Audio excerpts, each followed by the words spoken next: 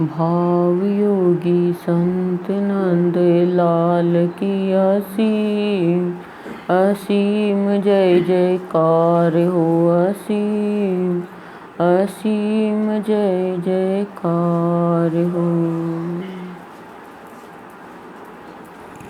सद्गुरुदेव की 219 नंबर की चेतावनी की अमृतवाणी है। चटनी चट कर मोदक पाए। छोटी सी अमृतवाणी है। कह रहे हैं सद्गुरुदेव, चटनी चट कर मोदक पाए।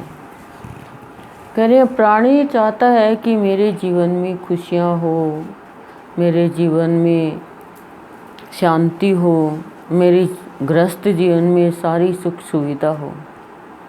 तो कह रहे हैं गुरुदेव कि तू चटनी का भाव चट कर, ख़त्म कर। मतलब अब चटनी स्वाद तो लगती है, लेकिन ये चटनी का भाव है बाहर का, और बाहर के भाव से, बाहर की दुनियादारी की बातों से, ये विकारों से, ये चटनी का भाव है। गुरुदेव कह रहे हैं तू शांति से रहना चाहता है, प्यार से रहना चाहता है, तो कह रहे हैं सद्गुरुदेव कि तू चटनी का भाव चट कर, ख़त्म कर। दुनिया की बातें, दुनिया का व्यवहार ख़त्म कर, तब तुझे जीवन में खुशियाँ मिलेगी। तेरा जीवन जो है ना वो मोदक ही बन जाएगा, तेरा जीवन ही मोदक बन जाएगा। मन की खुशी चाहता है तो कह रहे हैं तेरे को बुद्धि की शुद्धि करनी ही होगी, इंद्रियों पर नियंत्रण करना ही होगा। अब चटनी बहुत अच्छी है, खाना खाते हैं तो चटनी से मुंह खुल जाता है। मुंह खुल जाता मतलब टेस्ट अच्छा आता है। और समोसे ले लो, कचौरी ले लो, कोई चाट ले लो, कुछ भी ले लो, लेकिन उस पर चटनी डालते हैं। चटनी से क्या होता है, खाने की चीज़ स्वादिष्ट हो जाती है। तो कह रहे हैं ऐसे हमें गुरुदेव कि तू इन बाहर की चीज़ों में लगा रहेगा, बाहर के स्वाद में लगा रहेगा, जीभ के स्वाद में, तो कह रहे हैं जीवन में स्वाद कैसे ले पाएगा, जीवन को शांति में कैसे ले पाएगा। जिस दिन नहीं खा सका, किसी के दांत गिर गई, किसी के जुकाम लग गई, बुखार हो गई, तो वो अपने आप ही छूट जाएगा। तो कह रहे हैं इसमें गुरुदेव कि बाहर की शान शौकत है, बाहर की दिखावा है, बाहर की प्रदर्शनी है, और ये जीभ का स्वाद, ये इंद्रियों का स्वाद है। जब तक इसमें लगा रहेगा, आहार निद्रा भय मैथुन में लगा रहेगा, तब तक तू अपने जीवन के मूल उद्देश्य को नहीं जान पाएगा। जब मूल उद्देश्य को जानेगा तब तू उस खुशी की ओर जाएगा जो सात्विक खुशी है, शाश्वत खुशी है।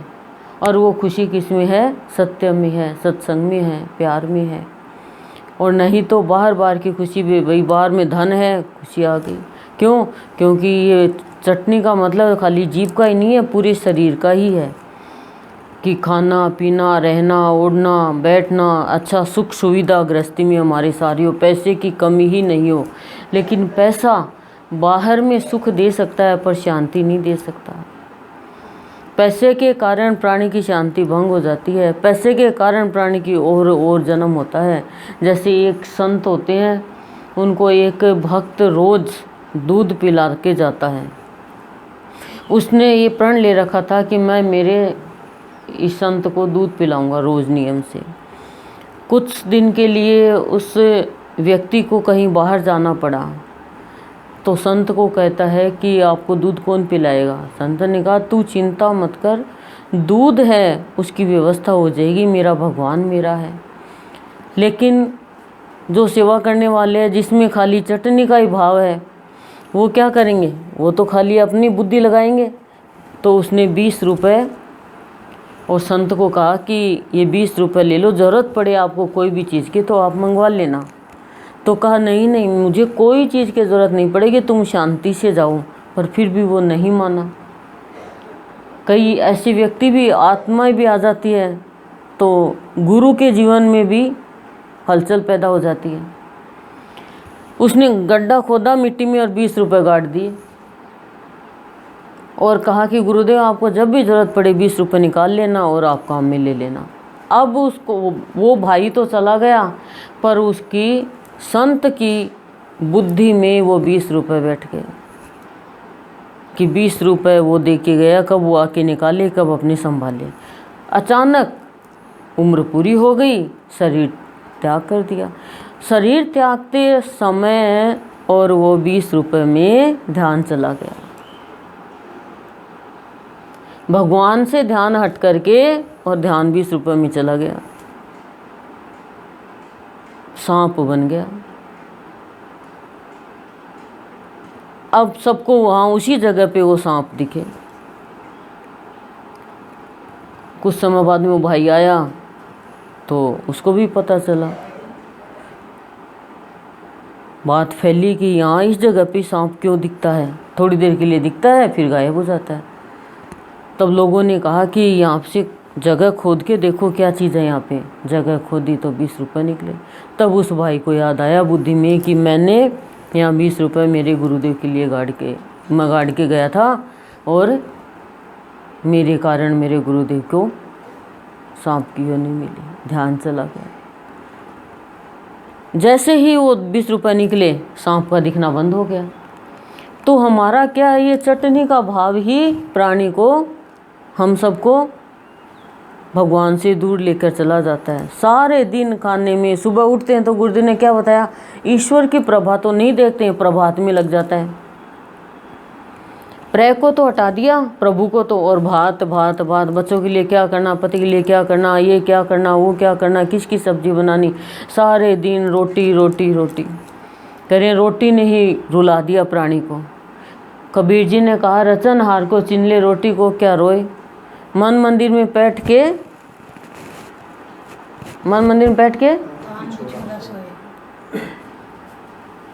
लेकिन नहीं मानता प्राणी। रचनहार को नहीं चिंता है, रोटी को छीन लेता है। थोड़ी सी सब्जी रोटी बच भी जाएगी तो रख देंगे कि कल गरम करके खा लेंगे, किसी के जीभ पे नहीं रख पाएंगे। तो गुरुदेव में ये कह रहे हैं कि ये चटनी का ही भाव है। खाली खाना पीना सोना रहना ओढ़ना सुख सुविधा सारी हमारे जीवन में हो। ये सुख सुविधा क्या करती है, प्राणी को अपने ही शरीर में ही लेके चली जाती है, संसार के भाव में लेके चली जाती है। शरीर को चलाने वाला, संसार को चलाने वाला जो सर्वशक्तिमान है, उस शक्ति तक वो जान ही नहीं पाता, पहचान ही नहीं पाता उस शक्ति को, पहुंच ही नहीं पाता उस शक्ति तक। क्यों? क्योंकि चटनी तक ही रह जाता है। कह रही है जीवन में खुशियाँ, मोदक, खुशियों का मोदक, प्यार का मोदक, भाव का मोदक, शांति का मोदक चाहिए तो गुरुदेव कह रहे हैं सब कुछ मिलेगा, लेकिन साथ में भक्ति भी करो, भगवान का सत्संग भी करो और खाने में भी लगो। कह रहे हैं कितनी बार सोचा, जीभ का स्वाद है। हमारे बाबा ने तो क्या किया, अल्पाहार लिया, कभी गए ही नहीं इन चीज़ों में, खाने पीने में। और गुरुदेव का शरीर, गुरुदेव भी जितने अपने इस शरीर रहे उतने दिन शरीर के भाव में कहाँ रहे। संत तो जो मिलता है वो खा लेते हैं, और हम लोग तो इतना खाने पीने में नखरा दिखाते हैं, इतनी वानगी कर लेते हैं कि उसी में लगे रहते हैं। और फिर कहते हैं प्यास लग गई, प्यास लग गई, प्यास लग गई। कह रहे हैं पक्का खा लिया, धा लग गई, पक्का खा लिया, धा लगी। कह रहे हैं ये दुनिया की बातों की भी धा लग जाती है। अब दुनिया की बातों की धा लगती है, प्यास लगती है तो क्या होता है, शरीर पड़ा रहेगा आलस्य में। जब पक्का खाते हैं तो धा लगती है, कहते हैं प्यास लगती है, तो क्या करते हैं, नींबू लेते हैं या कोई इनो लेता है या कोई और चीज़ लेता है जिससे ठीक हो जाए वो। ऐसे गुरुदेव कह रहे हैं जब दुनिया की बातों की तुम्हें प्यास लग रही है, धा लग रही है, तो तुम गुरुदेव की अमृतवाणी पियो, गुरुदेव का भजन पियो, गुरुदेव के संत मणि के प्रवचन पियो, वो मिट जाएगी।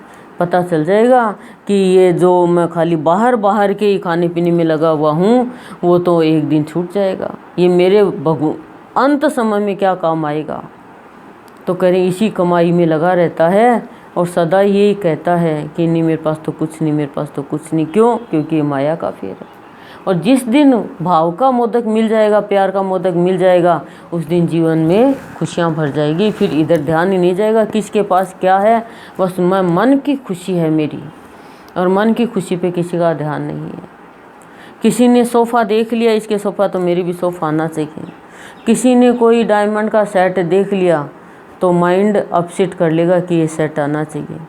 छोटी सी छोटी चीज़ को देख के, लेकिन भक्ति को देख के नहीं करता कि मेरे भी जीवन में भक्ति आनी चाहिए। ये भक्ति ही मोदक है और प्राणी को बाहर की चटनी से मुक्त करती है, वो संत की भक्ति। ओम शांति शांति प्रशांति।